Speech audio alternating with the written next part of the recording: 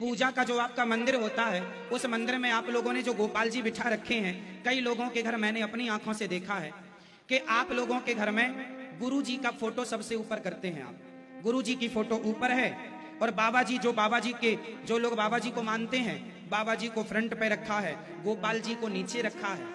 आप लोग अपने घर पर भी यदि अपने लड्डू गोपाल जी को आपने नीचे रखा है और उनके ऊपर आपने अपने गुरु जी को रखा है या किसी बाबा को रखा है, तो यह भी एक अपराध है।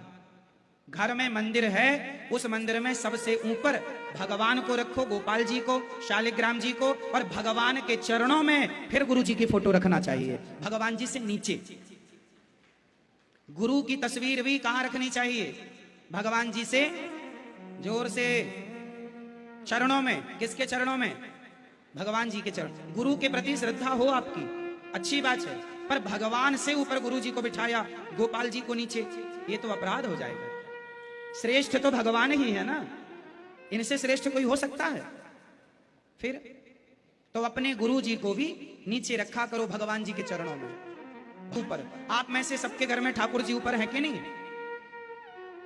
भगवान जी के पीछे कोई बाबा नहीं, भगवान जी के सामने भगवान जी के चरणों में सब हों।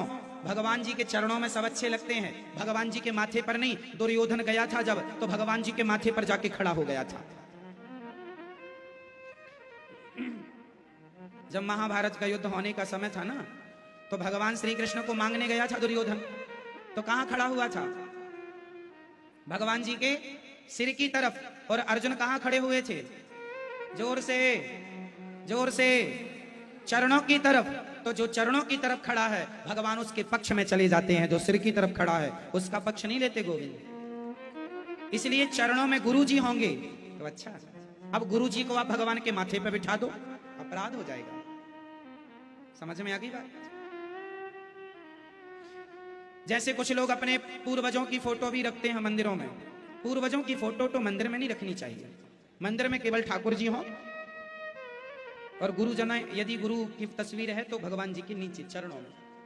और जो आपके पूर्वजों की फोटो है उसे तो आप रख दो, कभी कभी याद आवे तो देख लो, वरना लगाओ तो घर की दक्षिण दिशा की दीवार पर लगाओ, है ना। कई लोग होते हैं महाराज जी, घर में पितरों का स्थान, पितरों का कोई स्थान नहीं होता। घर में भगवान जी का स्थान होता है और कुल देवताओं का स्थान होता है। कुल देवी और कुल देवता, किसी के कुल देवता होते हैं, किसी की कुल देवियां होती हैं। तो देवी और देवताओं के स्थान तो होना चाहिए।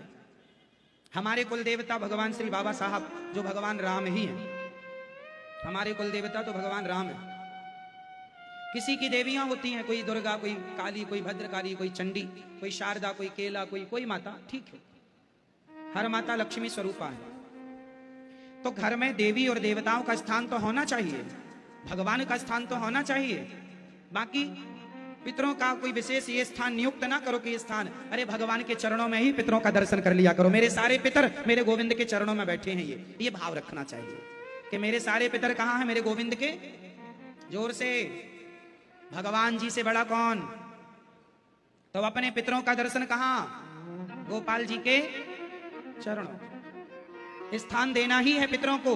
तो इस भाव से कि हे गोपाल जी, जो आपका पांव, ये एक जो पांव ये जमीन पे रखा हुआ है आपका पूरा, इस पांव में ठाकुर जी के, एक अंगूठे में ठाकुर जी के चरणों में ही अपने पितरों को आवाहन, हे प्रभु आपके चरणों में मेरे पितरों को स्थान दो। और भगवान अपने चरणों में देंगे स्थान।